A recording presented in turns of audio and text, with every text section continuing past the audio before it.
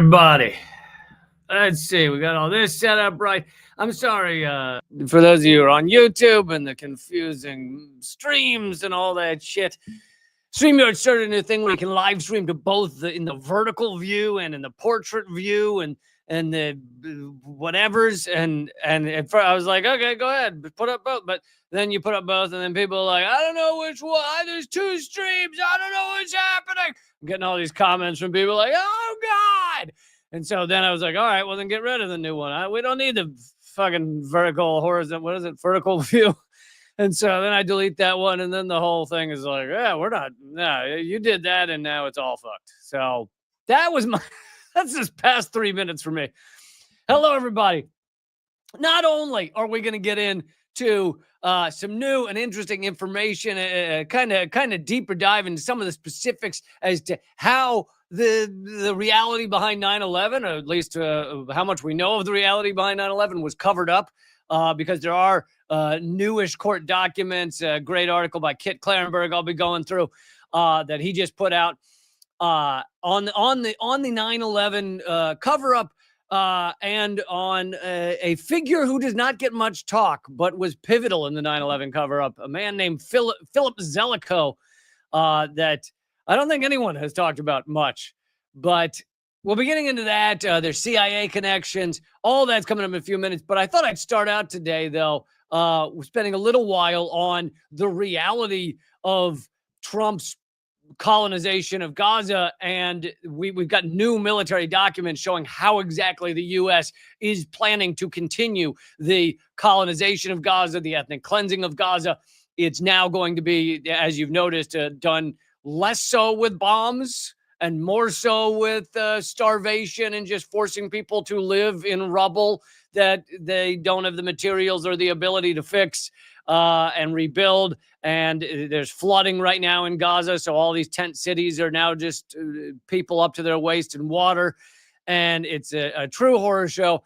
But we're learning more of the details of how exactly Trump and the U.S. government and the Israeli government are going forward with this continued ethnic cleansing of Gaza and the exact kind of plan that they're putting in place. So we'll get into that as well. Everybody, please click thumbs up, throw in a super chat, throw in a regular chat, subscribe, all those good things, and we'll do it. Let's see.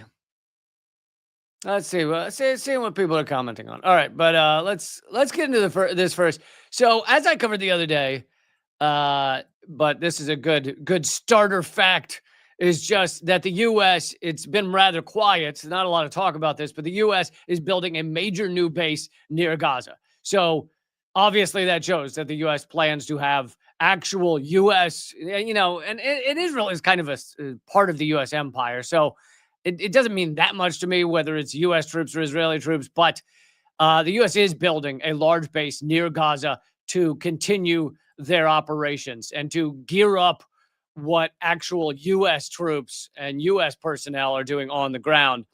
But so this is the new information that has just come out. Yes, even the sadly captured Guardian occasionally puts out an important article. But, and I'll probably end up pointing out some propagandistic, manipulative wording of some of this article. But this just came out the other day. U.S. military is planning to divide Gaza with a green zone secured by international and Israeli troops, and a red zone where there will be no reconstruction and Gazans will be left to die. That's basically what they're planning. Now, it is a little hilarious that they're using the term green zone, considering how well the whole green zone in Iraq did. The green zone in Iraq, as we were crushing Iraq, went just awesome. But anyway, they have a nifty map of the red and green.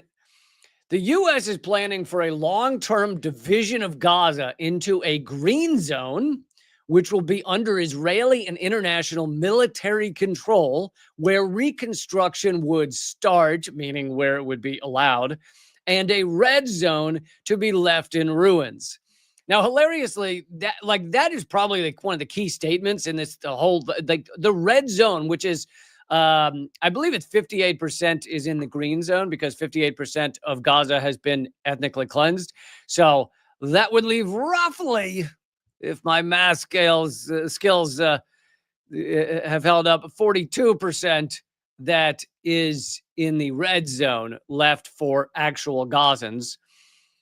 But so here's the map, and it basically has shrunken the amount of Gaza that actual Gazans, Palestinians can live in without being under full Israeli control by an immense amount. You know, it's cut Gaza in half, but it's actually not half. It's 58% Israeli controlled now. And as you can see on the map, the green area, and I know some of you listen to the podcast, but the green area is where Israel and the U.S. would begin to, quote unquote, rebuild Gaza. And as we know from Trump's statements, images they've put out, whole plans they've put out, he plans in the U.S.-led reconstruction to own part of Gaza and to turn it into basically Dubai. Giant buildings with very rich people staying in them. And guess who wouldn't really be there much? Gazans, Palestinians. And so essentially the entire population has already been moved out of this green area, out of that 58% of Gaza, into the red area.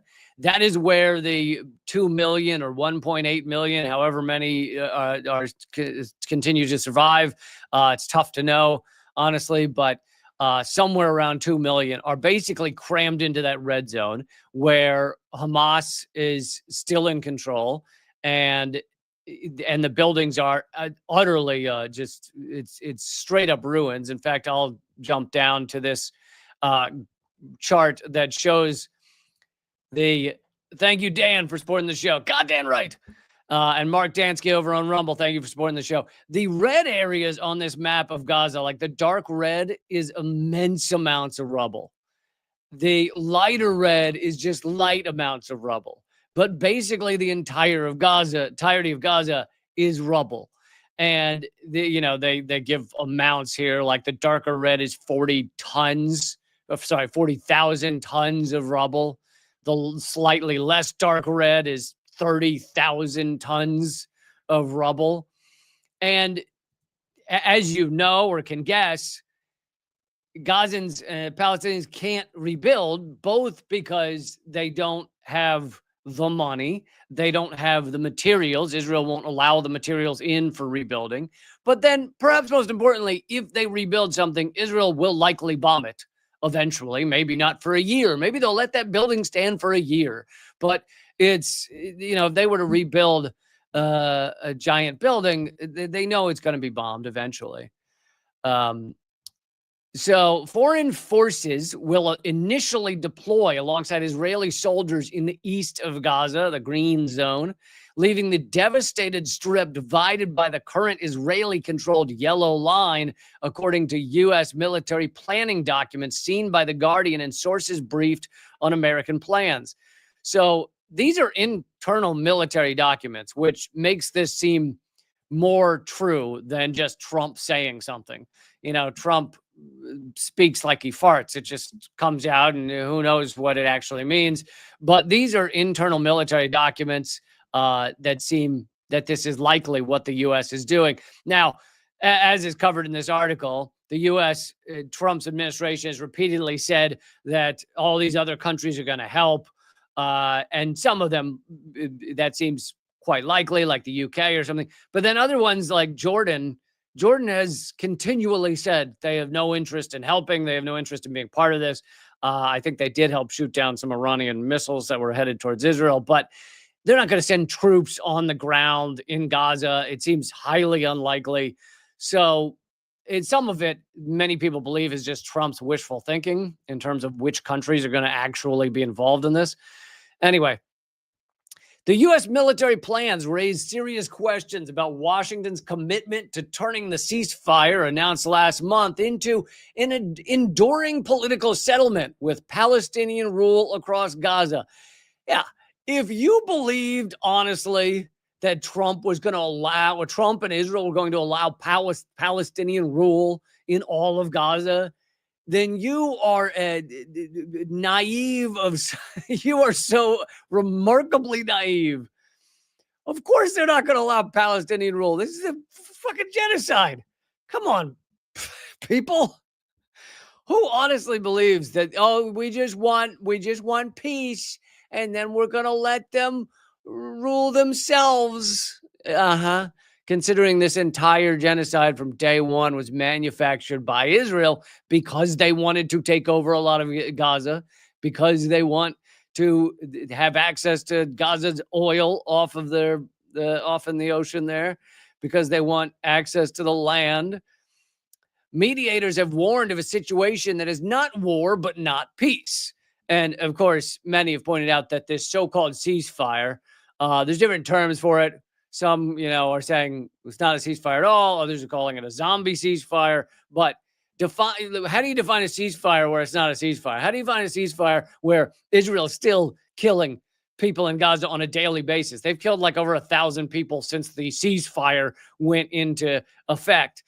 They continue to kill many more than that via starvation. They're allowing a tiny number of the number of aid trucks that they actually agreed to within the ceasefire agreement. They're allowing a tiny number into Gaza. So how is that not a continued genocide? But anyway, mediators have warned that the situation is not war, but not peace in a divided Gaza, with regular Israeli attacks and entrenched occupation, no Palestinian self-rule, and limited reconstruction of Palestinian homes and communities. By the way, another thing that continues to go on during this so-called ceasefire is the obliteration of buildings. Israel has continued to knock down buildings, not always with bombs, but with machinery. They've apparently knocked down something like 1,500 buildings since the ceasefire started. So again, Israel is continuing their ethnic cleansing of Gaza. The creation of an international stabilization force, ISF, underpins Trump's 20-point peace plan. The U.S. hopes a draft UN Security Council resolution giving the force a formal mandate will pass early next week. The first step is we have to get the resolution, a U.S. official said. So in this plan of this divided Gaza, where Israel and the U.S. steal, quote unquote, take ownership of 58% of Gaza, they're hoping that the UN will approve of that plan. Now, hypothetically, the kind of bullshit version that they're feeding to some people is, oh, well, we'll take over this 58%, which they already have. I mean, they've already basically ethnically cleansed the entire 58%. We'll take this over. We'll rebuild it into Trump's, Gaza Riviera or whatever the fuck he's calling it. And then we'll let Palestinians back in if they want to come. Or we'll let some in or something. They're trying to sell it as like, oh, we'll rebuild it for Palestinians, for Gazans. Bullshit. They are not doing that. And even if Gazans were to come back into that 58% after it's rebuilt, there are some big stipulations to that. Earlier this month, the U.S., which I'll get to in a minute, this month, the U.S. Military Regional CENTCOM Command drew up plans to put European forces, including hundreds of British, French, and German soldiers, at the core of the ISF, International Stabilizing Forces, or whatever they're calling them.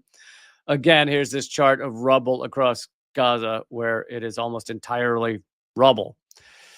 I think it's like 85% of buildings in Gaza have been destroyed. A U.S. concept of operation for the ISF specifies that troops will serve in the green zone only. Thank you, Lady Hawk, for gifting a Lee Camp membership. Very cool. Thanks for supporting the show. The U.S. envisages the deployment starting small in a limited area with a few hundred troops, then expanding slowly to a full strength of 20,000 across the area. So there's going to be 20,000 troops made up of many countries across this 58% of Gaza that has been ethnically cleansed. Those troops would not operate on the western side of the yellow line, the red area on the map where Hamas is reasserting control. You're not going to leave the green zone, the U.S. official said. U.S. military planners also see reconstruction inside the green zone as part of a nebulous path to reuniting Gaza by convincing Palestinian civilians to move across the line of Israeli control. Okay, so here's where we get to a key point. They're selling this as, we will rebuild it, we will make it awesome, that 58% that's been ethnically cleansed. We will make it awesome, it's going to be so cool, it's going to be perfect, it's going to be the best. And then we'll invite Gazans to come back into that 58%. Now, here's the thing. First of all, that 58% of Gaza would be completely and fully run and owned by the U.S., Israel, and then have these other national troops walking everywhere. So if you're a Gazan and you've survived this genocide, and you then are invited back to this area, you are being invited back to an area that is completely and utterly controlled by Israel. Every step you take, every move you make, not trying to sing a Sting song here, every phone call you make, everything you do is monitored. And literally they've said that that the plan would be to make that 58%, the green zone, an AI smart city. Now, let me ask you, why do you think they would want to make that 58% of Gaza an AI smart city or smart cities? Is it because they just think Gazans are so wonderful that they want to take care of them and give them the best homes that are all smart homes that talk to them, and you can play a Sting song? I'll be watching every time they just yell it into the walls. Walls, play Sting. And it just, is that why? Because they really care about them and they want to give them a smart city, an AI hooked up smart city? Or is it because if they do invite Gazans back into this 58%, they want every fucking inch monitored. Every inch. That's why it would be a smart city. It would be Israeli surveillance amped up to 1,000. By the way, if you have a Samsung phone, apparently there's reports that Israeli spyware is on all Samsung phones. So you might want to look that up. Maybe I'll cover that another day. Anyway, that's the reasoning, of course, behind having an AI smart city across the 58% of Gaza that they've ethnically cleansed. The plan to use, back to The Guardian, the plan to use aid to tempt the Gaza population into an area under Israeli control after 2 years of war, deemed genocidal by a UN commission, has echoes of other disastrous U.S. policies from other conflicts. Around a decade before the Taliban took Kabul, the U.S. claimed it was bringing government in a box to southern Helmand province to win over civilians. The province remained an insurgent struggle. The government in a box didn't work out? No. More than a month into the ceasefire, Israel continues to limit aid shipments into Gaza, including barring basic items such as tent poles. And there's tons of flooding, so even the tents with poles are not holding up. Nearly 1.5 million Palestinians are waiting for emergency shelter items, and hundreds of thousands more are living in tents without access to basic services such as clean water. And the Guardian, despite this one sentence at the beginning of the article, never spends any more time on the fact that the entirety of the red zone, 42% or whatever, of Gaza would be left in ruins.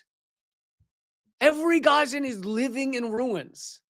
And even if this plan went forward and they actually did it, they actually rebuilt the green zone and then said, you can come back on in now that we have every inch spied on and monitored and it's all controlled by us. Even if that happened, they'd have years of living in rubble where they're not allowed to rebuild anything.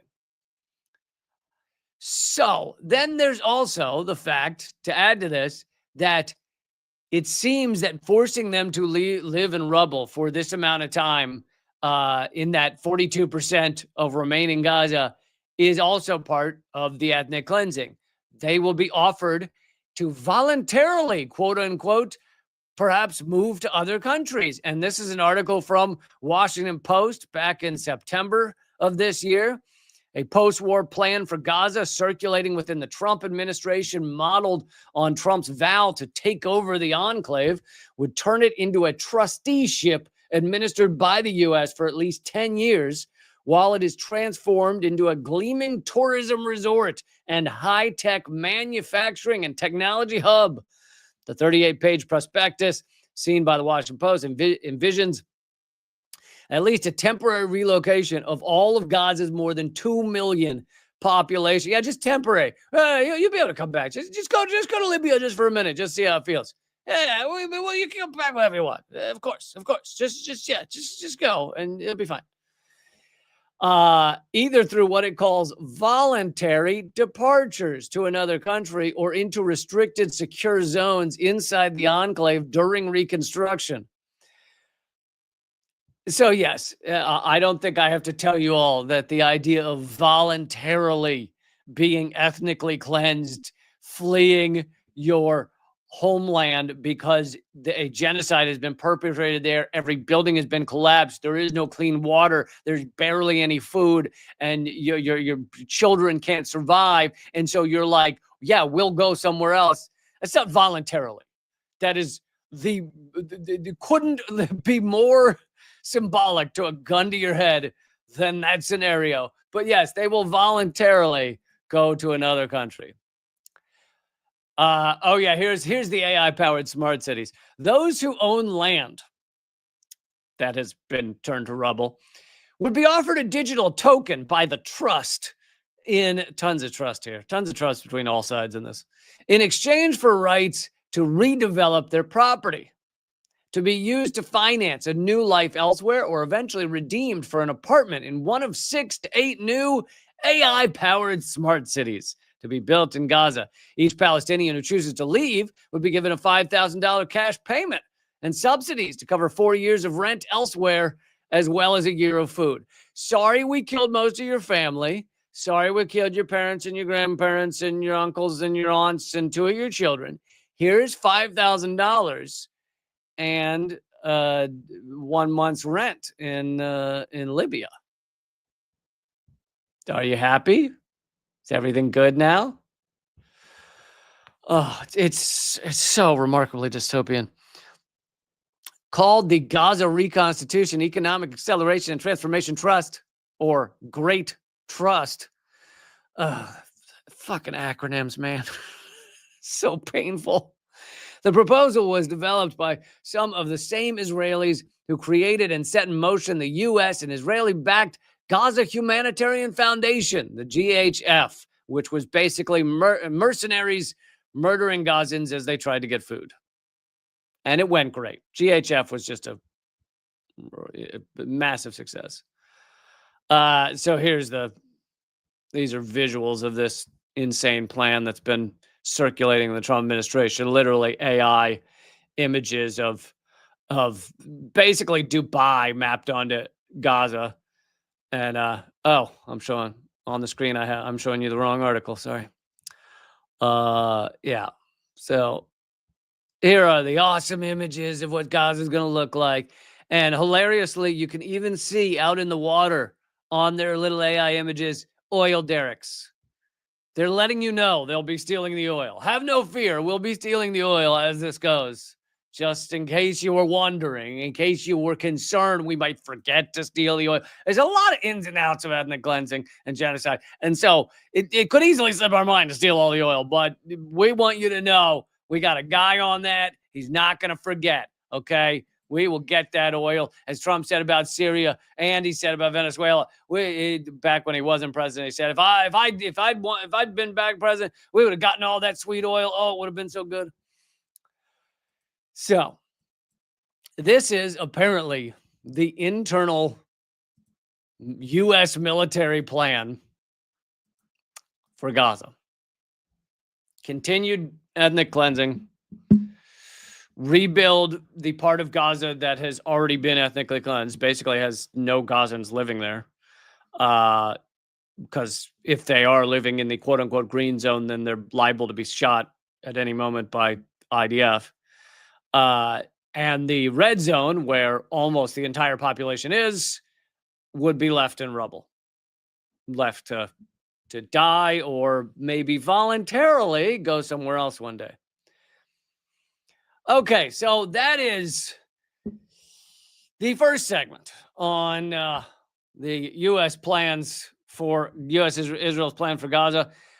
Next, I want to get, this may sound like an old story, but there's new information and it just keeps coming out.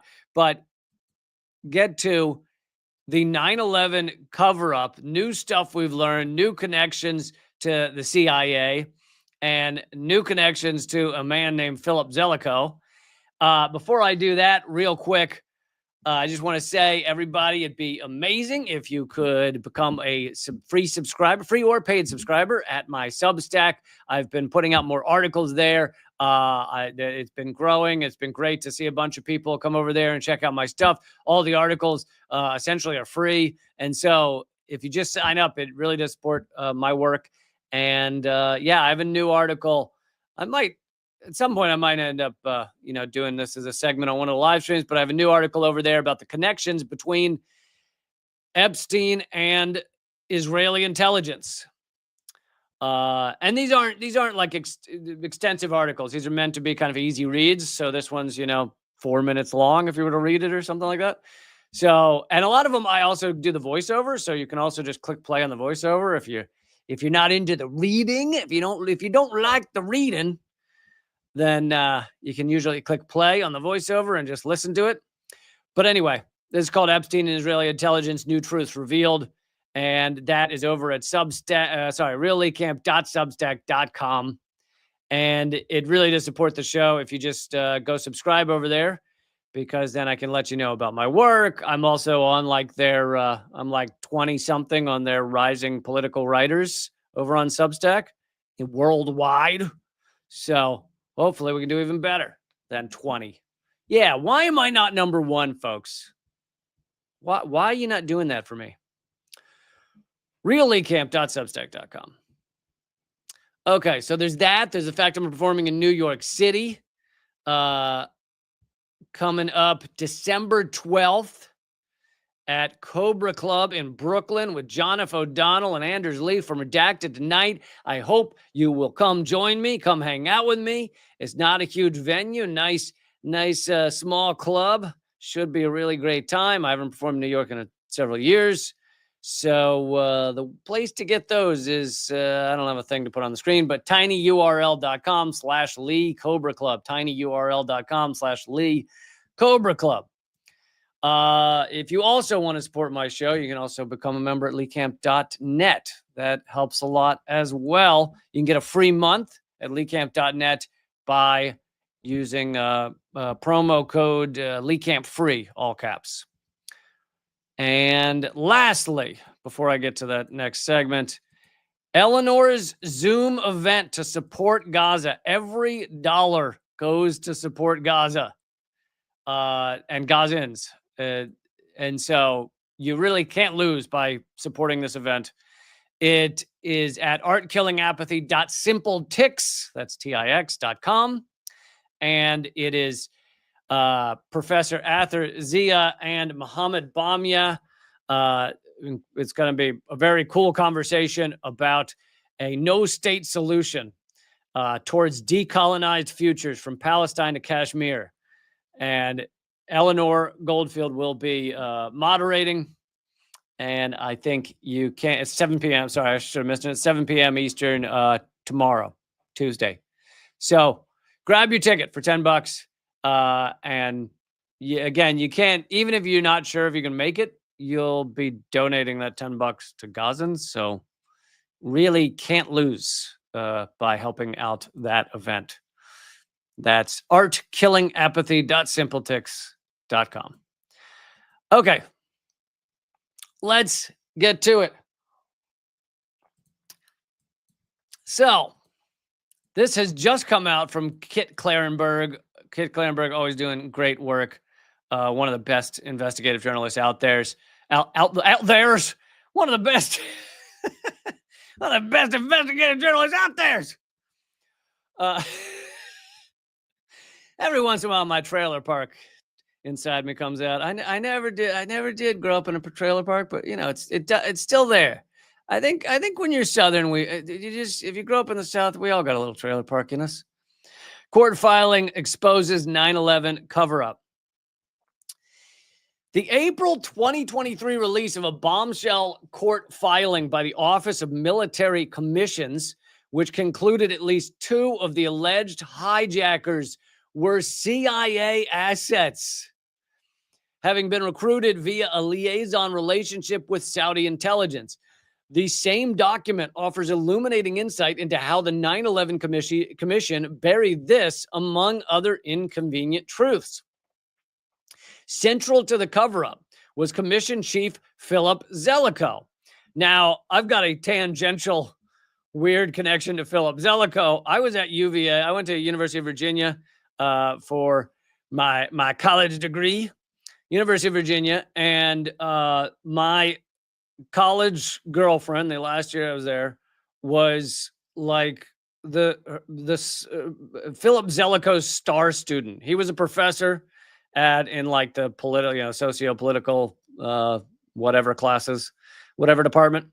And so he's a professor as well as doing this work in the U.S. government. And my college girlfriend was like, she was enthralled by him, and she was like his prime student.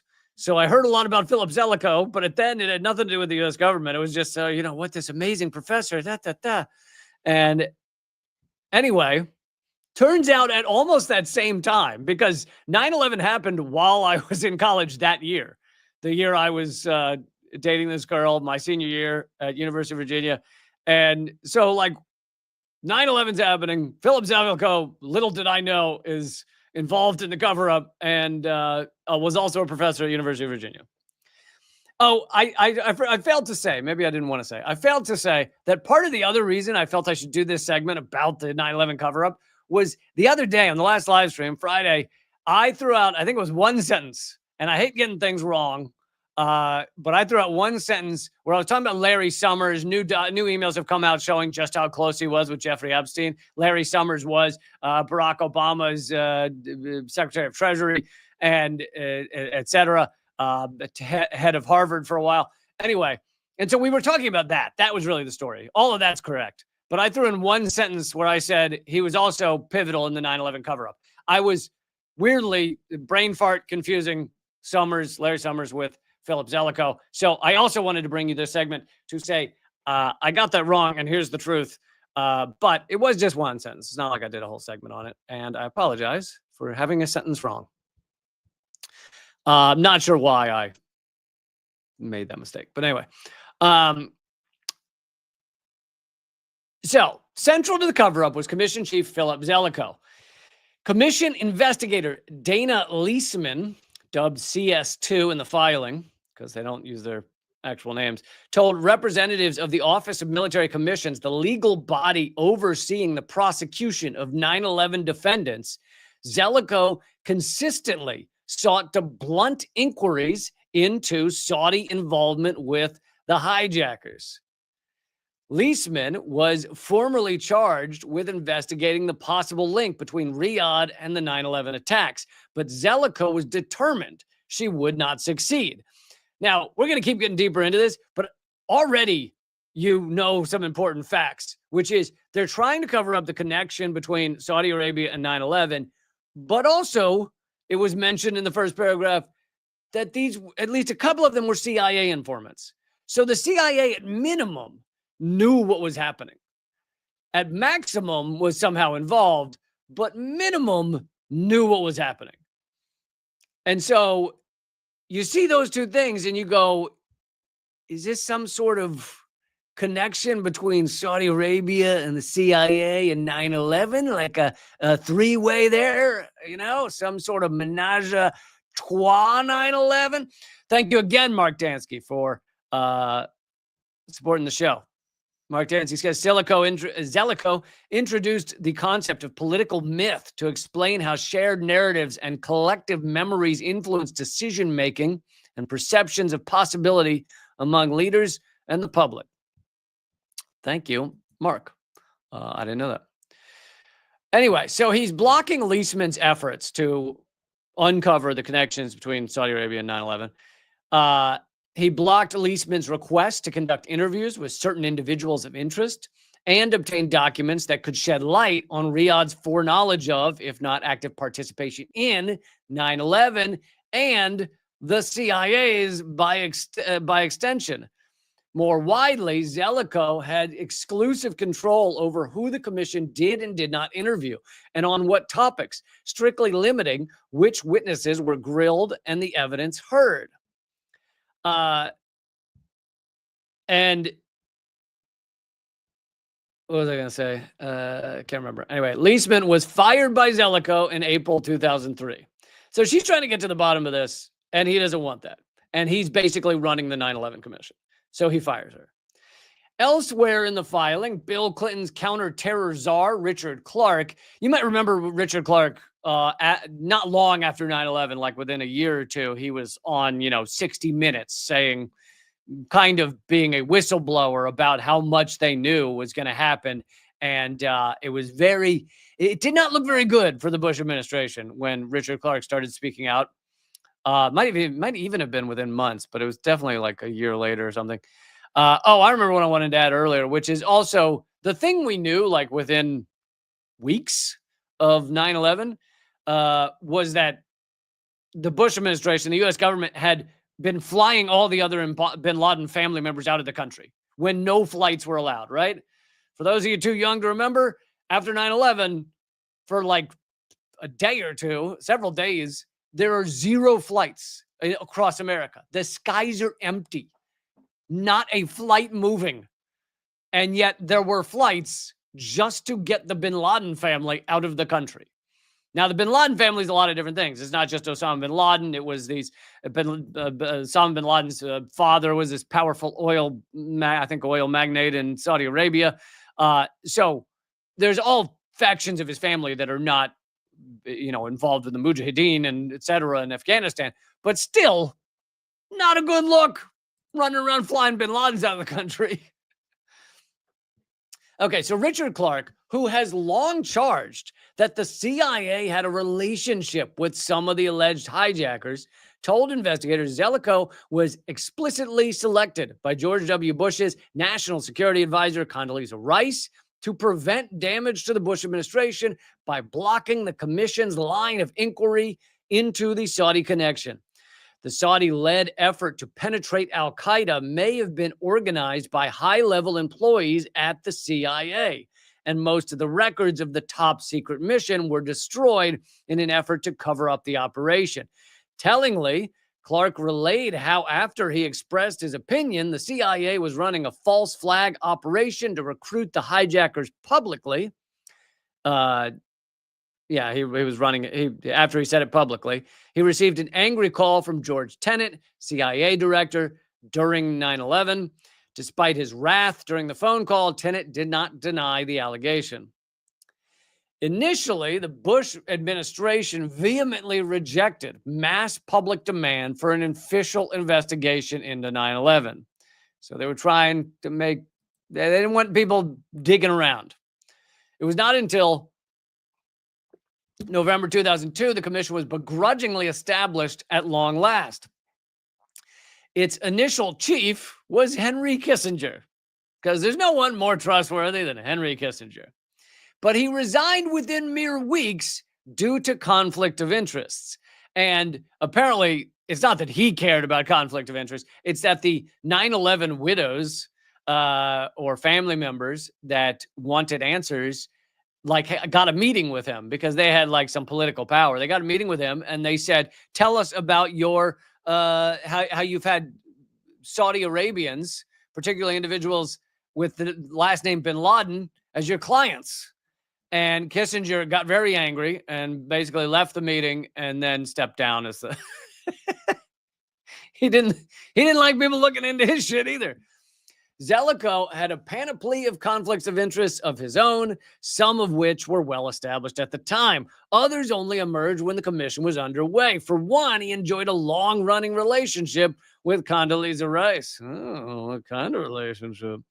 A secret report produced by Clark's team in January 2000 concluded U.S. intelligence was ill-equipped to respond to a major, ever-growing domestic terror threat. So the thing I remember Clark kept revealing or talking about was that he had been raising the red flag for a while, saying there's going to be an attack. We don't have the ability to stop it. We don't have our departments aren't even talking. CIA doesn't talk with FBI, et cetera, et cetera. Now, I think that the idea that this was neglect, the idea that 9/11 was just neglect and not that they knew something and were okay with it, to say the least, to me, that seems very much like a limited hangout. Like the CIA can go, oh, it's been, 24, 25 years, so we can admit we just didn't really have our eye on the ball. And it's like a limited hangout where you go, I knew they didn't have their eye on the ball. But in fact, it was a little more than not having their eye on the ball. Anyway, Clark produced a report. This is January 2000, so before 9/11, that outlined 18 recommendations with 16 accompanying funding proposals to seriously weaken al-Qaeda. Its findings were ignored by the Bush administration. In September 2002, the Bush administration submitted a 31-page document. So this is after 9/11 now. The National Security Strategy of the U.S. to Congress. It set out a very clear blueprint for the looming war on terror, calling for a massive buildup in U.S. military spending and Washington to act preemptively against quote-unquote rogue states such as Iraq. While it bore the president's signature, the incendiary document was secretly written by none other than Zelikow. So Zelikow wrote the document that basically was announcing what became the war on terror. Thank you, Melissa, for supporting the show. Really appreciate it. And I'm going to get to something in a minute that is not in this article by Kit Klarenberg as to what could be the aims of allowing something like 9/11 to happen. And yes, we know it created the war on terror that killed 6 million people. But what is it the U.S. was hoping to achieve if such a thing were the case? I'm not saying it was. I would never say that they knew it was going to happen and they let it happen because they wanted it to happen. I would never say that. I'm just saying if that were the case, which is crazy and so not true, what would they get out of it? What did they want with the war on terror other than just like, they hate Saddam Hussein or something? We'll get to that in a second. So the commission's the heads of the commission, Thomas Kean and Lee Hamilton, were apparently unaware when Zelikow was appointed. The pair subsequently charged that the commission was set up to fail. This is the 9/11 commission and you remember 28 pages of the 9/11 commission were redacted for like 15 years or whatever it was. They came out in the late teens, 2016 or something. They were finally revealed, and they were all about Saudi Arabia. The commission, this is to me the funniest part. The commission, in order to do their full investigation into what happened on 9/11, the commission was initially given $3 million to complete its work. $3 million by Washington standards, even then, is like a parking ticket. That is hilarious.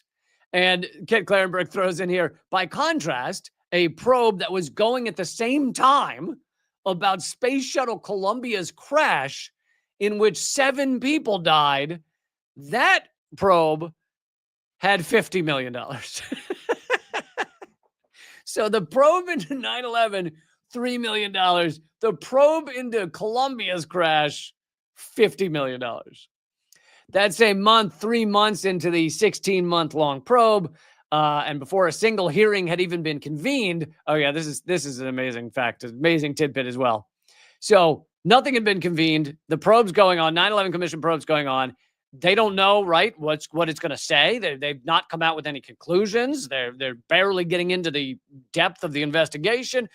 But despite all that, Zelikow put out a complete outline of the commission's final report. meaning he was already he already had this final report, even though they hadn't done most of the committee hearings and investigation. The finished article, released in July 2004, followed Zelikow's preordained design very closely. In the intervening time, he personally rewrote several statements submitted by staffers, which informed the report's findings. In one instance, he amended a statement to strongly insinuate, without making the direct accusation, that Saddam Hussein and al-Qaeda had a relationship of some kind, horrifying its authors, because, of course, they didn't. Saddam Hussein had no connection to al-Qaeda. The false claim was frequently peddled by the White House officials to justify the criminal 2003 invasion of Iraq. In October of that year, the commission determined NORAD, which coincidentally ran a training exercise on 9/11, almost exactly simulating the real-life attacks, because, yeah, they ran a training exercise on 9/11 that was simulating 9/11 attacks. So the commission determined that NORAD was withholding information. Investigators sought to subpoena the Department of Defense, but Zelikow intervened to prevent one being issued. The next spring, commissioners had become so frustrated that the FAA and the Pentagon officials brazenly lying to them that they mulled pursuing criminal charges of obstruction against the FAA and the Pentagon. Zelikow, again, connived to ensure that didn't happen. Despite Zelikow's obstruction, 9/11 Commission investigators uncovered several leads tying Saudi Arabia and thus the CIA to the attacks. The Office of Military Commissions filing reveals how one investigator twice interviewed radical cleric and Saudi diplomat Fahad Thumairi at government complexes in Riyadh. He was interrogated about his relationship with Nawaf Hazmi and Khalid Mindar, alleged hijackers confirmed to have been recruited by the CIA, and Omar Bayoumi, widely suspected to have been their handler. Bayoumi met Hazmi and Midar at a restaurant in Los Angeles airport immediately upon arrival in the U.S. and then struck up a close bond with them. Dana Leisman asserts in the filing that the FBI had Bayoumi under investigation prior to the 9/11 attacks, and he was receiving substantial sums of money from the Saudi embassy in Washington, D.C. So you've got FBI connected to some of the hijackers, CIA connected to some of the hijackers. Some of them are receiving these like crazy amounts of money. Before her firing, Leisman's investigation revealed Bayoumi had several no-show jobs while residing stateside, which is, of course, as the name would imply, a job where you don't show up and you get paid anyway. At its highest point, he was getting $3,700 a month from one of these no-show jobs with the Saudi company Erkan. Leisman was convinced that Thumairi was an intelligence officer working for the Saudi government. It was not until 13 years later, former 9/11 Commissioner John Lehman broke cover, admitting the investigation uncovered an awful lot of participation by Saudi individuals, some of them government employees, in supporting the hijackers. In ensuring Riyadh's wide-ranging involvement in 9/11 remained hidden from public view, Zelikow was very effectively insulating Alex Station, the CIA's Osama bin Laden tracking unit, which ultimately ran the operation to recruit Hazmi and Midar, if not other alleged hijackers, via the Saudis from scrutiny or consequence. Concurrently, members of the unit were assisting in Zelikow's cover-up, having been promoted since the attacks to oversee CIA's post-9/11 torture program.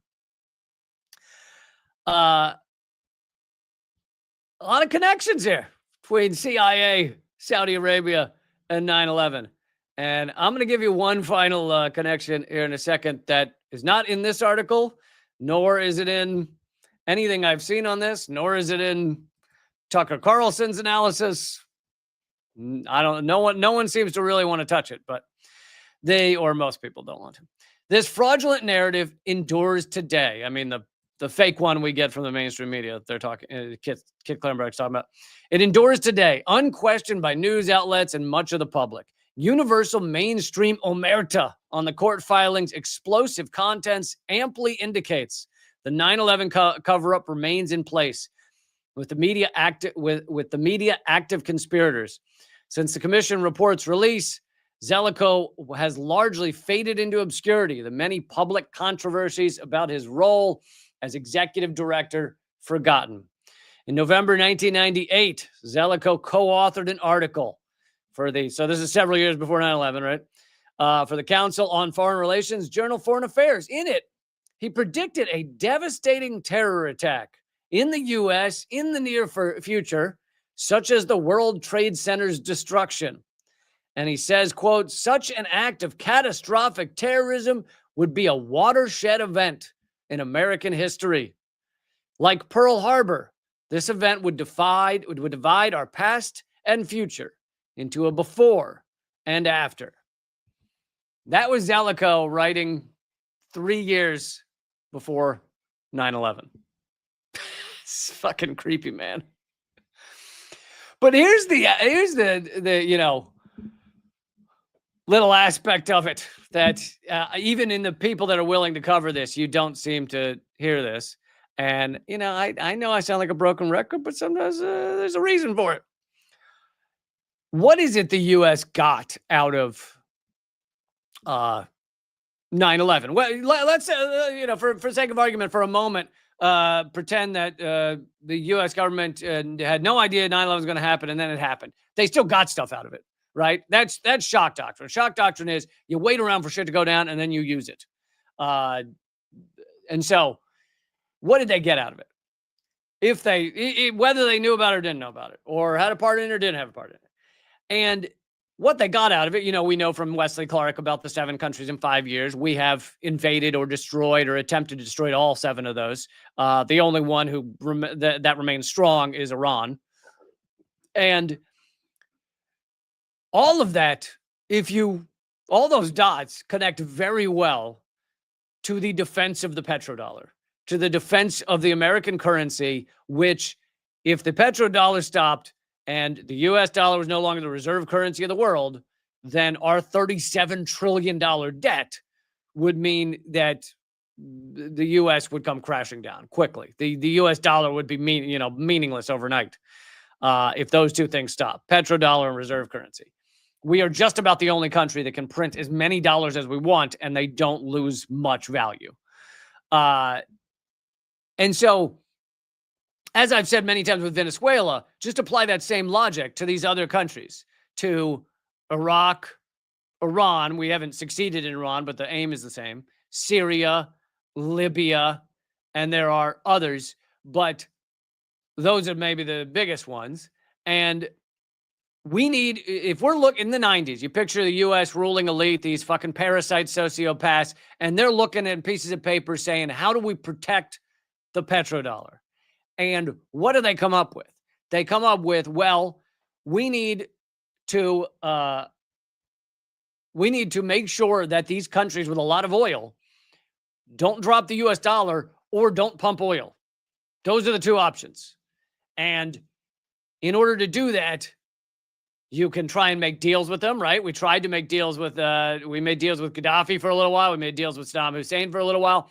But if they start to get a little spine, if they start to think sovereignty sounds somewhat good, if they start to ally with other entities, well, then they're out of our control. Gaddafi was talking about creating a gold-based African currency and working hard to do that. So then the next option is collapse these countries and either take control of the oil or put in a puppet government that will not pump oil outside of U.S. dollars. And we have done that in Iraq and Libya and Syria.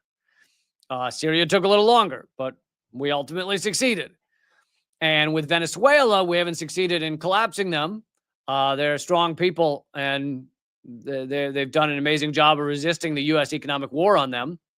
But we have succeeded in stopping their oil from basically being pumped around the world outside of U.S. dollars. And so then you also have the connection with Saudi Arabia. The petrodollar deal is with Saudi Arabia. Now, I covered earlier in the year how, or maybe it was last year, I don't know, how Saudi Arabia has not re-signed the petrodollar deal. But that doesn't matter that much as long as they continue to do things the way they've been doing things, which is most of their oil is still pumped in dollars and sold in dollars. And that agreement was signed by Henry Kissinger, created by Henry Kissinger back in the 1970s. And so you see this connection between Saudi Arabia, petrodollar, United States, and the countries that have to be stopped in order to defend the petrodollar.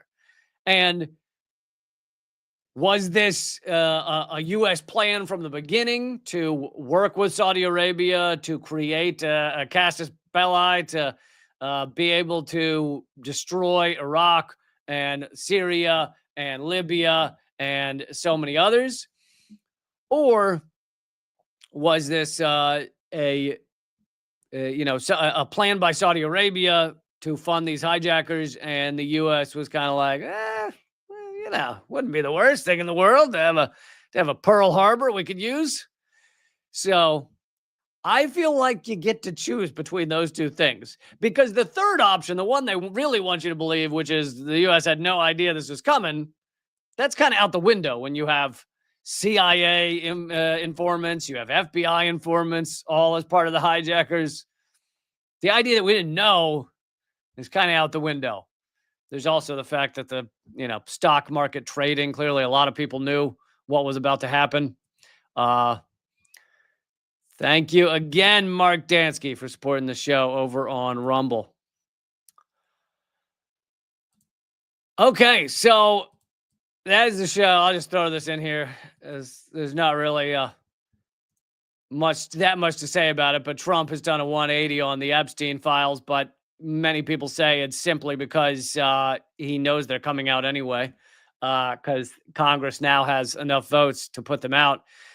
Trump has announced that he will back the full release of the Epstein files. There's also the fact that it's possible that some of the stuff he was most worried about, like the revelations that he spent hours with Virginia Giuffre, hours, or the fact that Epstein was telling people that Trump knew about the girls. Maybe those were some of the things he was most worried about, and they're already out. So that could be another reason he says just let the files out. But anyway, he is now backing the release of the Epstein files. Other people have pointed out that although he claims to be backing the release, he could release them. Like, he could sign the paperwork to have them released today. He doesn't need to wait for Congress to have a vote. So many people are saying that although he's announcing he wants them to be released, it's really more him trying to get ahead of the fact that it looks like they're going to be released. Anyway, I also don't know if released includes redaction. So who knows?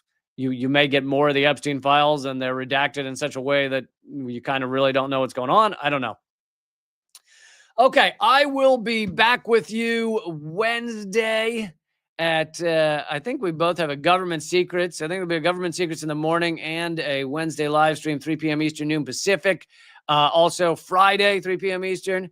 I'll have, wait. Yeah, that's right. This week's normal. Yeah. Friday, 3 p.m. Eastern, noon Pacific. You just got to show up because I am crazy suppressed on YouTube and a lot of other platforms. But I really would love for you to subscribe to my Substack, because I've been putting out 2-3 articles a week, and you can check them out at realleecamp.substack.com. Let's see. There we go.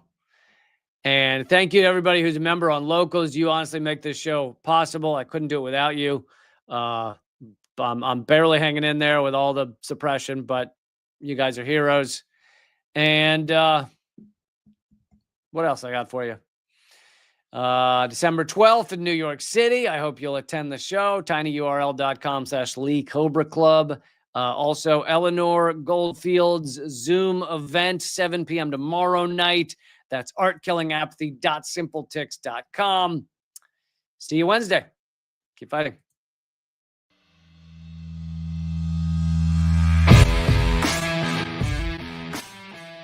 Well, brother, I salute you, though, man. You're one of the few that bring together this tremendous artistic talent and still be in such deep solidarity with oppressed people. It's an honor to be here because I'll tell you, Lee, you have one of the funniest shows on television, bar none. It's an enormous pleasure to be here. While I was waiting, I was leafing through your wonderful book.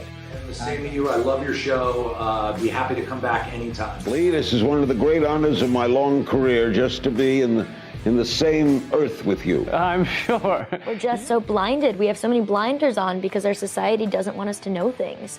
And so it takes shows like your show, and it is clearly designed to eradicate. Hey, good to see you. Hey, Jill, how are you? Julian, thanks for joining me. Honor to have you, brother. Consumerism is a theory that people should behave this way to help each other. It's not. Mr. George Galloway, thank you so much for joining me in these dark times. Always a pleasure, my friend. Thank you so much, Lee, for having me on. Keep fighting. Ha.